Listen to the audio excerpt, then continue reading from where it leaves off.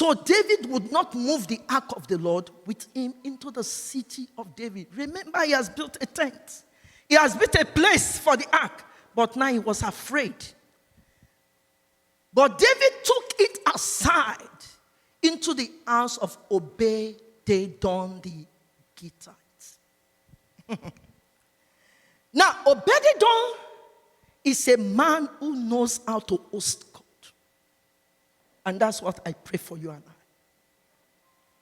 It doesn't matter the anger of God. When God sees who honors him, he blesses that person.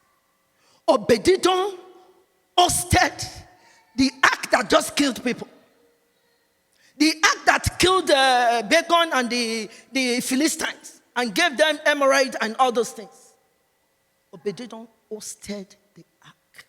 He was not afraid. Do you know what? Because Obed-Edom is a Levite who stays at the door, is a doorkeeper of the house of God. He knows what it means to honor God. He knows what it means to reverence God. So when he did not say, he just killed someone, why are you bringing it? Do you know Obed-Edom braved it and took the ark and was every day with his family, honoring God, hosting God. God, you are so good. You are so kind. You are the mighty man in battle. You are the warrior. You are this. They were hosting God every day. Within 3 months, God blessed Obed-Edom that Obed-Edom became a talk of the town. That, David heard that. God has blessed Obed-Edom within 3 months. What did you think the man did? The ark of God was in his house. He was hosting, doing the best. Eulogizing God, thanking God, doing everything. Say, God's presence is here. Let me do this. So do you know that because most of us don't do what we are supposed to do, that's why we are not seeing the difference in our life. Obed-Edom hosted, eulogized God. Everything God wants. He will put the lamp. He will do everything so that the fire will not go down. He was doing everything to that ark. So when in 3 months, that's what I know for you and I. Within the next 3 months, your story will change so much that people will not know you are the one. You are not saying a good amen now. It's a prophetic word. Some of you don't even know the man you will marry. By this time, 3 months' time, you are sure of that person. You are sure of that business. You are sure of that immigration issue. You are sure of that job. It's a prophetic word. God blessed Obed-Edom because he hosted the ark of God. So when David heard that Obed-Edom has been blessed, David had to do it right this time. What did David do? Let's move on to maybe 12 there. Let's move on to 12. I said, now it was told King David, say, the Lord has blessed the house, not only Obed-Edom, the house of Obed-Edom, because his children were taught how to honor God also. That God has blessed the house of Obed-Edom that belongs to him because of the ark of God. So if you are a hoster of God's ark, his presence, his manifest presence, you are blessed and not cursed. You are blessed and not cursed. Nobody will be able to take the blessing from you because you are carrying his manifest presence. So David went and brought up the ark of God from the house of Obed-Edom to the city of David with gladness. Now he had to do it the right way. And so it was that those bearing the ark of the Lord, remember it's no longer on a cart. They are not bearing it. Bearing the ark of the Lord, gone 6 feet, that is sacrifice, oxen, and fattened sheep. So the proper way to host the ark of God and to carry the ark of God is by worshiping God, honoring God, and sacrificing. Take note. You don't worship God at your convenience. As I said, if I know I'm carrying his presence always, when Satan wants to put the wrong word into me, I will be worshiping. I say no. I refuse to declare the language of the enemy. That is what you call sacrifice of praise. Hebrews 13:15. Which should be the fruits of our lip. I don't worship God because it's convenient. I worship God because I love him. I worship God because I honor him.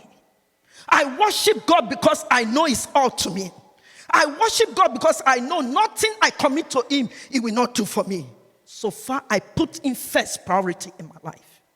David said, I will bless the Lord at all times. Psalm 34. His praise shall continually be in my mouth. All the time. He didn't say so. He didn't say when I feel good or feel bad. No. All the time, 24/7. Do you know, to cut a story? Let's continue. So David danced. You honor God sacrificing. Remember, he was sacrificing and dancing. You know, that means you are coming to God rejoicing. That's what we have in Psalm 100, verse 2 there. He said, we come to the presence of God with gladness and come unto him singing. Then verse 4, he said, enter into his gate with thanksgiving and into his court with praise. So when you come to God, you don't come to Sunday service waiting for the choir to entertain you. No. Do I have spectators in this house? People who came to look at how things are happening. Spectators don't get any reward. They are crowd. It is only participators who came. You've prayed about the meeting. You've prayed about the service. You've prayed that God will touch your heart. You've repented of anything that the enemy will want to use against you. So as you come into his presence, you come with a heart of praise. When I look into your holiness, when I gaze into your loveliness, you're looking at him. When all things that surround become shadows in the light of you. That's intimacy. Nothing else matters. When I find the joy of reaching your heart, it's a heart connection. When my will becomes enthroned in your love, when all things that surrounds becomes shadows in the light of you. Thank you, Jesus. I worship you. Just worship him. Oh, I worship you, my God. The reason I live is to worship you.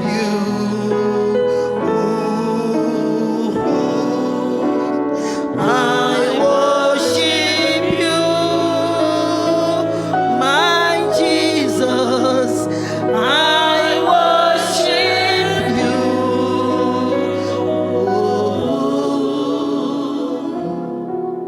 The reason I live is to worship you. That was what David felt. Nothing else matters. Whether he was dancing like a madman, he said, look, I am honoring the ark of God.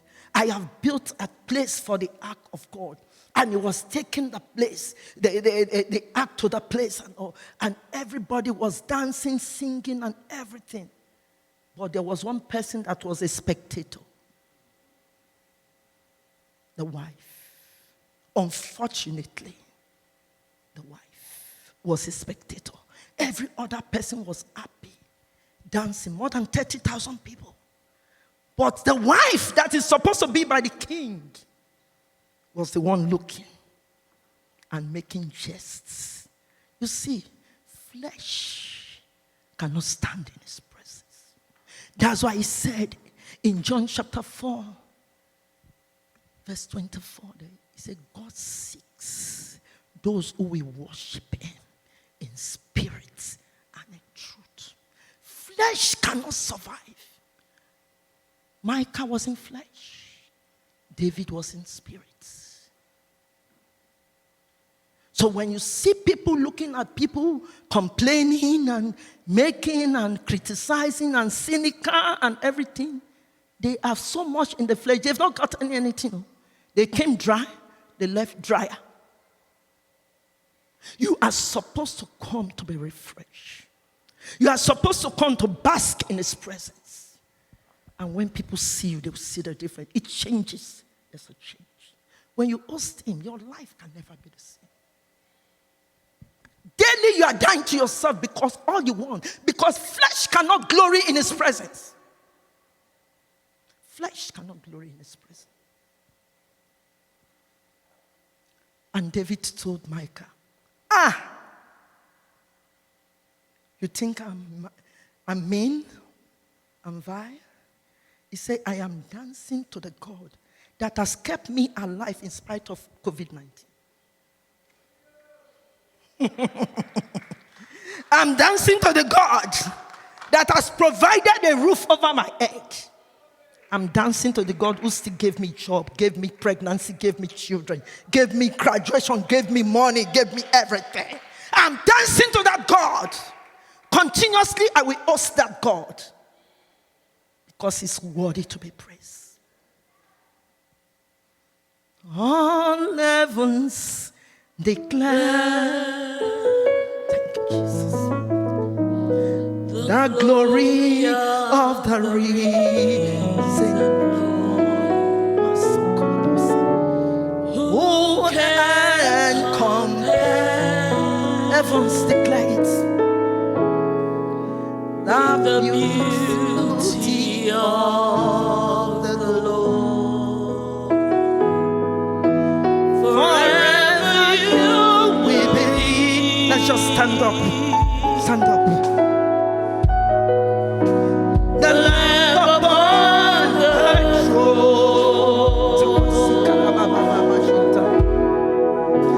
I'll gladly bow my knee. Learn to host Him.